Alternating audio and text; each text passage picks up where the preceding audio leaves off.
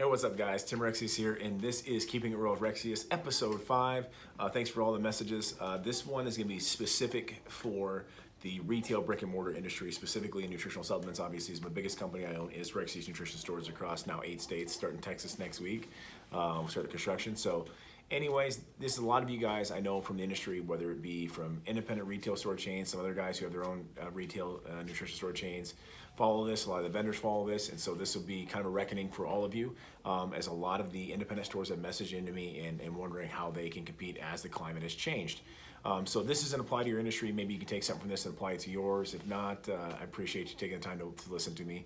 This is my way of paying it forward from all the advice I've been given from so many great people in business, and I just want to give it away for free so I don't monetize anything. So quick backstory, how the industry has changed. You know, 10 years ago was all distributorship. You could buy your brands through your distributor. You know, if you weren't depending on the volume, you get better prices, could not. So for a new guy, for me, it sucked because I didn't make a lot of money, but I got great advice, got a great relationship. Jason Reddick was my first rep at Europa Sports Distribution. He helped me start this thing. He told me from the beginning, from the get 10 years ago, he goes, you're going to be huge the way that you look at things. 20 steps forward, and honestly, still one of my best friends to this day. He owns his own store down in Fort Worth, Texas. He doesn't know this yet, but I will get him to convert it to a Rexius store soon, so you're put on notice, Jason. But it was great because I got to try out different things. He let me know which brands were faithful to retail, brick and mortar, which ones were mostly online, which ones were going to screw the pooch and go to Amazon, to XYZ, and it's fantastic. As we grew, we were able to go direct to manufacturers themselves, which is nice because you get to increase your profit margins, you get to make some deals. You get some better sample support, you get some shout out from brands to grow it, especially as social has gotten bigger and bigger and bigger.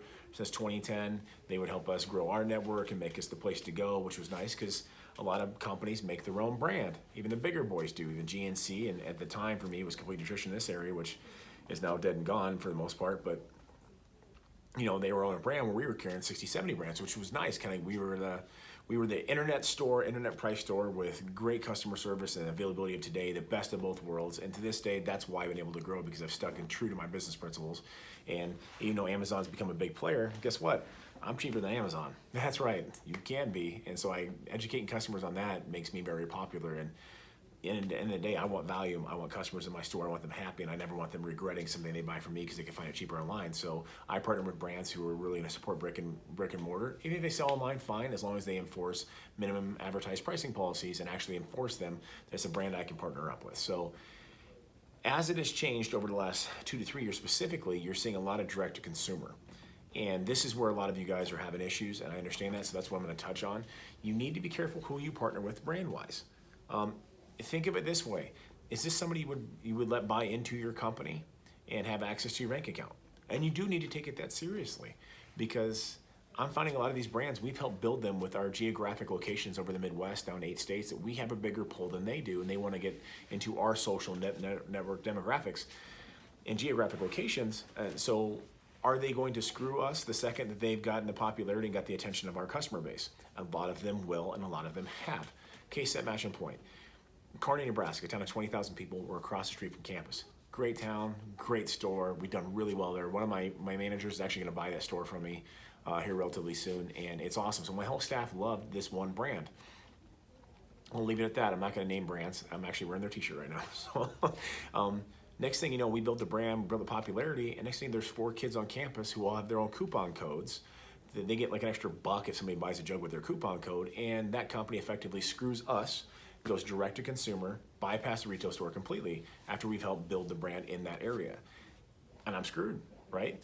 And it kind of sucks. I have a lot of brands who want to partner with people I admire greatly, who I partnered up with in the past. The next thing you know, they're running sponsored Instagram and Facebook ads in my area with 20% off, 25% off, buy one, get one half off, buy one, get one free, to basically skip my stores entirely, degrade the brand integrity and pricing integrity, makes me look I'm expensive, even though I was always the cheapest previously, skip us entirely and go directly to their website. Now, I take it as you're trying to steal from the food off the table for my family and my 150 employees' families. I do take it that seriously. This is my home. This is my house. This is what I put my blood, sweat, and tears into, so I do take it that seriously. I suggest you do too. They're going for the quick buck. you gotta make sure as the retail brick and mortar owner, you don't go for the quick buck. Just get the most popular item. Step back and don't be just a customer in your store. Be a businessman or woman and look at it.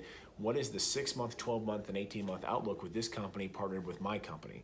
Am I going to get as much out of this as they're going to get out of me? And make sure it's a partnership, a cooperative partnership where there's at least 50-50. They're getting our customers, we're getting them, their sample support, they're not. They're gonna have brand integrity, price integrity with are they gonna go on Amazon, they're gonna enforce their MAP pricing? All these questions need to be asked. This happens a lot, where even brands who think that they're doing something great with my ambassadors, my small athlete, my employees, that some of my employees will put up a coupon code on their Instagram profile, which makes them look cool because they all wanna be Insta Fit stars. Not realizing that when I explained to them, like, hey, you do understand that as an employee of mine, you're actually telling your friends who shop at the store to skip my store, use your coupon code on that company's website and completely screw my family in the business in which I used to pay for your paycheck. And they kind of like bright-eyed, like, oh my God, Rex, I'm so sorry. And I know they never meant it intentionally. They don't look at it that way, but I do know what the brand is trying to do. They're trying to increase their profits 100%, skip the retailer completely. There's a reason why my company is still growing in this amidst this retail apocalypse. I don't look at it apocalypse. I look at it as a market correction.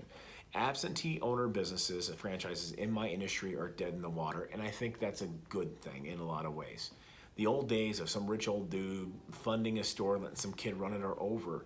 The owner-operator who goes out and creates relationships will win every day and twice on Sunday, which is why we've been successful, which is why I've lowered my franchise fees and made it cheaper to, you can start a Rexius for less than it cost me for my new truck, purposely because I want the young hustler who's gonna go out and with his family, build this business, build a great reputation with my last name on the door, and they will make a lot of money. I know a good profitable relationship over 30 years making a very low royalty is much better for me than finding a bunch of rich people to open up a shop who try to sue me 3 years later when they realize that it's an owner-operator business, which is why a lot of my competitors have gone out of business. Why GNC, the biggest one, is closing, 900 operations this year, 200 last year.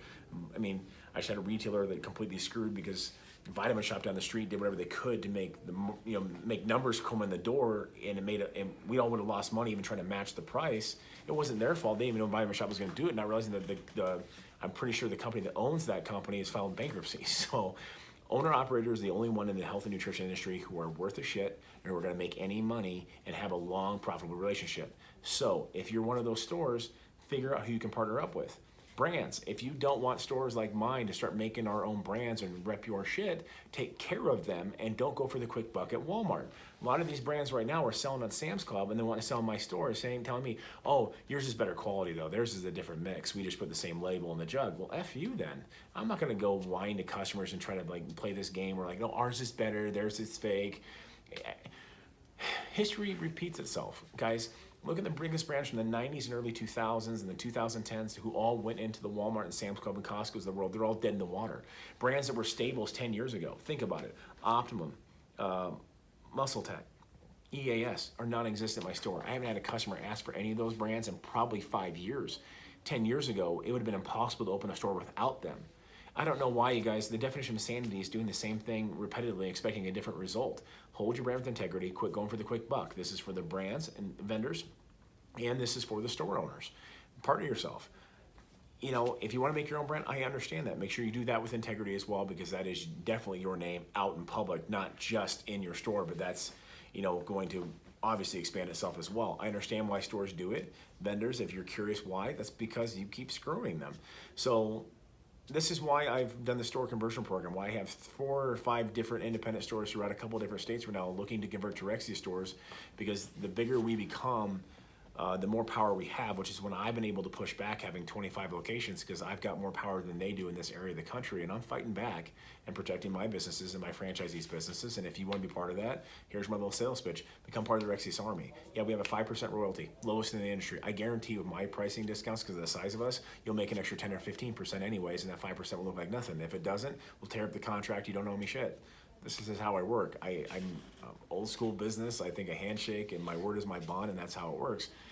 Anyways, long story short, protect your brand with integrity by partnering with people who have the same values you do. Look at who runs the company and say, is that guy gonna screw my family, or is he a guy that I can grow with over the next 10 years and have a good, long, profitable business relationship? Thanks, guys. Just my 2 cents.